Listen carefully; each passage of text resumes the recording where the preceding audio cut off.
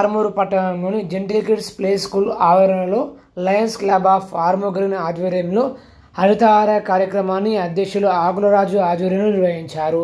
Lion అధ్యక్షులు ఆకులరాజు మాట్లాడుతూ హరితహార కార్యక్రమంలో భాగంగా జెంటిల్ కిడ్స్ ప్లే స్కూల్ ఆవరణలో వివిధ రకాల మొక్కలను నాటామని తెలిపారు. మన జీవితంలో చెట్ల యొక్క ప్రాముఖ్యతను విద్యార్థులకు వివరించామన్నారు. ప్రతి ఏటా ప్రతి విద్యార్థి తమ ఇంటి ఆవరణలో కనీసం 2 మొక్కలు నాటి దేశాన్ని పచ్చగా మార్చాలని పిలుపునిచ్చారు.